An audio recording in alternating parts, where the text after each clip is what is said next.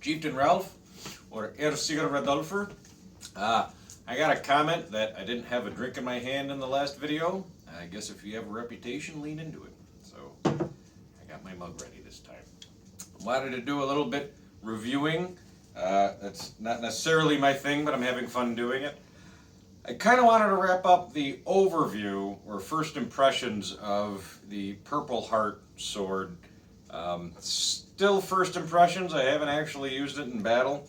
But I had talked a little bit about how it profiles differently than a more traditional Viking profiled sword.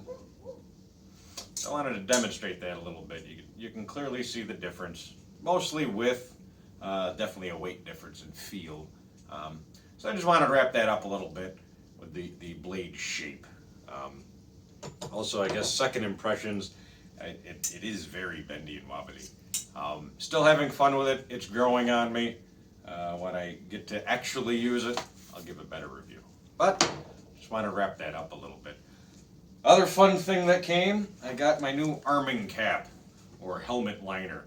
I'll put a link to where I got this from. Homemade, handmade, very sturdy. It's got a nice linen inside. It's canvas on the outside. You don't see a lot of that. Usually they're all linen shell, cotton. The maker said in the description that she actually traditionally makes hats. She made arming caps, helmet liners, just didn't like them so much. So she put on her hat maker hat to come up with this design, which I like because it actually has the elongated back part for the chainmail coif. Of course, this is full chainmail.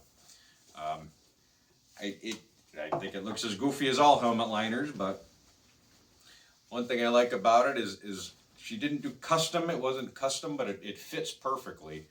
I look goofy. I think everyone looks goofy in a helmet liner. These are in the right position. The ties aren't too high. They're not too low. They're right across. It's really neat. And when I wear my helmet, the chainmail, it protects my neck. If you wear a helmet for a long period of time, the chainmail is going to rub on your neck. You end up with a weird rash. This thing works great. I like it. Little bit of a downside, not as padded as most of them are. It's definitely just a liner. When my hair grows back, it'll be less of an issue. For those of you that didn't watch the first video of the live stream, I did donate my hair. I shaved my head for the St. Baldrick's Foundation, which is a great organization. It's still, my donation page is still up there. If you go to stbaldricks.org, you can find it. And really, if you don't find me on there, just find any random campaign and donate. It's a great organization. Look them up. Find anyone's campaign.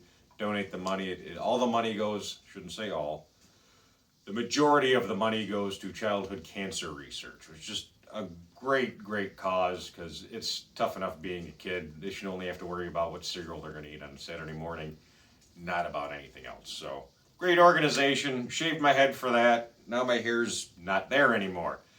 Same with the beard. My helmets don't fit anymore, which actually prompted me to buy the helmet liner. My hats don't fit.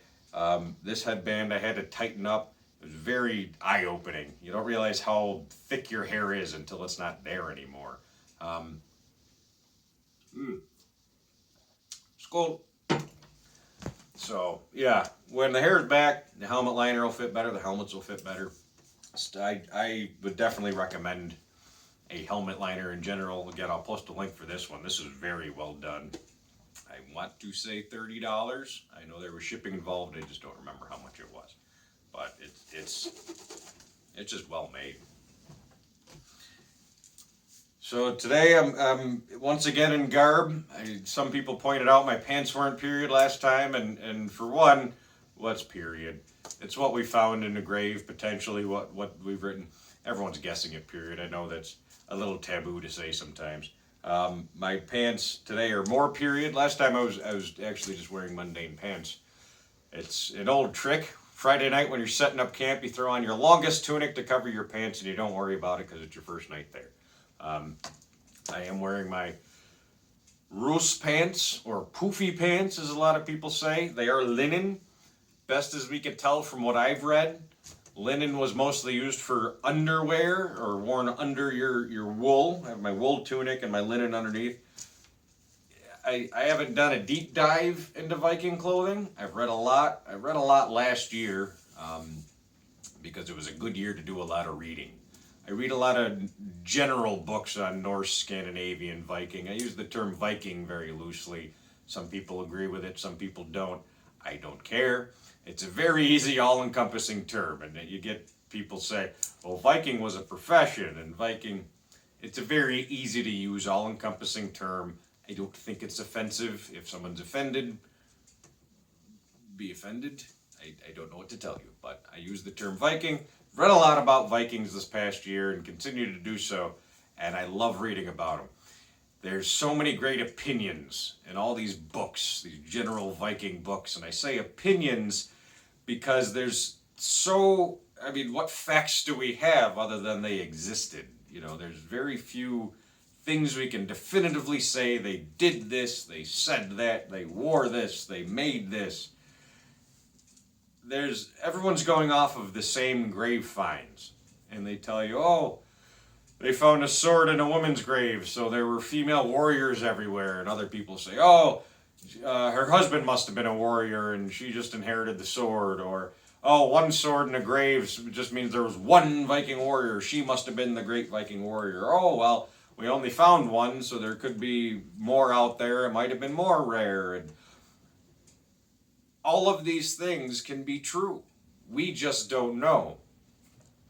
And that goes for any facts you read about the Vikings. That's why I like reading so many different books, because they're all opinions. I say they're more like different points of view. When you read a book about Norse, Viking, Scandinavia, these general, the way of the Vikings, the life of Vikings, the times of Vikings, they're just different points of view from the author. And they're great points of view.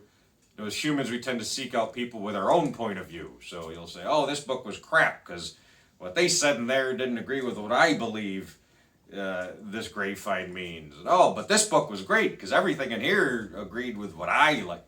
Read them all. Keep an open mind. Just read something.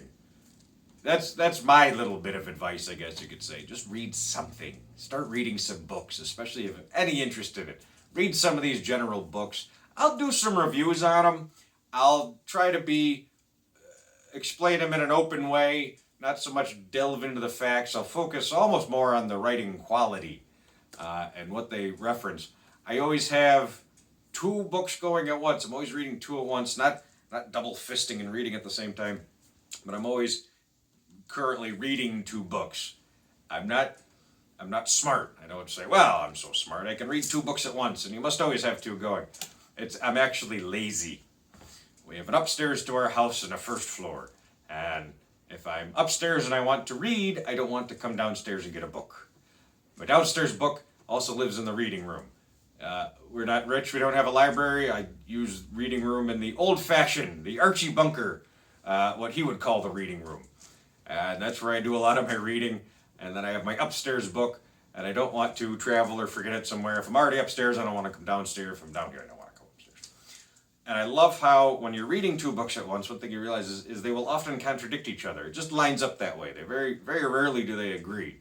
The greatest example is if you read a book, if you read 5 books on Vikings, there's a chance they're all going to have a different opinion on Ibn Fadlan. If you don't know about Ibn Fadlan, Google it, get the general idea. He was a Middle Eastern traveler, essentially an ambassador sent from the Caliphate to the Khazars. I'm going to have to correct that. I'm having a brain fart. I want to say Khazars. They were converting to Islam, and he was sent there to make sure they were doing it right, essentially. And that's again, take that with a grain of salt, extreme paraphrasing.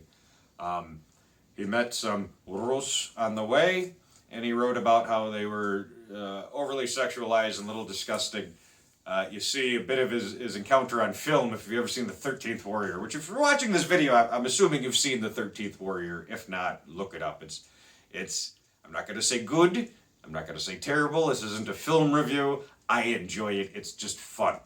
And there's this scene, if you have seen it, in the morning, Antonio Banderas plays the Ibn Fadlan-like character, and they're all going to wash, and a thrall, slave woman, brings a bowl of water, and their chieftain, their Ersir, washes his face, and he takes spits the water right back into the bowl, and then he snots into it. And then they pass the bowl down the line, and the next guy does the same, and it's this incredibly disgusting scene. That's actually taken directly from Ibn Fadlan's description of meeting the Rus and how gross they were. Take that with a grain of salt. But one author will say, oh, well, we know from Ibn Fadlan that they did this gross thing with this bowl of water. And then another author will say, well, Ibn Fadlan had his own biased opinion, being, a Muslim who believed that anyone who wasn't Muslim was gross. And another author will say, well, some of the things he says make sense, some of it doesn't. A living historian will say that's all gross. They were much cleaner than that. Some will say they were less clean. That's horse pucky because they never would have even bothered with the water. They don't clean. It's just different points of view. And it's great to take them all in and regurgitate what you agree with and discard the rest. Because that's kind of how we as humans function, isn't it? We kind of regurgitate what we agree with when it comes to opinions, even facts sometimes, which, take that as you will.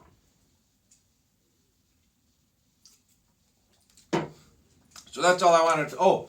I do have some new film equipment coming, hopefully soon. It's shipped, supposedly. I know these aren't the best quality. Right now, I'm not necessarily yelling, but I'm speaking much more loudly than I normally would. Maybe after a few more of these, I get even louder. But hopefully to have microphone, lighting, all that fun stuff. Some new equipment. We'll post a video about that. Well, you should be able to notice the difference, especially with the light. We're just doing this for funsies, we say. Doing it for funsies in our own home, in our own time, and having fun with it. But we still invested in a little film equipment because why not? It might enhance the fun. Maybe if I look better, you guys will get out there more and everyone will watch. Maybe it won't anyway, and I keep the same 19 people to this. The 19 subscribers I do have, thank you. Good on you. I appreciate it. I don't know that I'm necessarily looking to get 1 million subscribers. I'm just hoping to entertain the 19 people that have decided I'm worth a subscription click. If you do share this and know other people that might want to think I'm worth a subscription click, please do. Share it around. Same with other videos. I'm going to hope to do one a week. I might not make that mark. I think that's an okay goal. Share it around. Give me a like if you like any of the videos. Leave me some comments. Let me know if there's anything you want to hear me ramble about or rant about. Let me know if there's something you want me to review. Not that I own everything, but I own a lot of things. I always say the number one question is, where do you get your stuff? If there's anything in particular that you think I might have that you want me to review, from swords, shields, helmets, to garb, I own a tremendous amount of clothing. Like more than I think even a Viking chieftain would have. Because I don't think they needed as much. Well, I don't think they had a whole closet like I do. I don't know if they had. Did Vikings have closets? That's something I should research. Someone research that and let me know in the comments. Leave some comments, likes, subscribes, all the fun stuff. That's all I have for today. Once again, skål! Chieftain Ralph, out.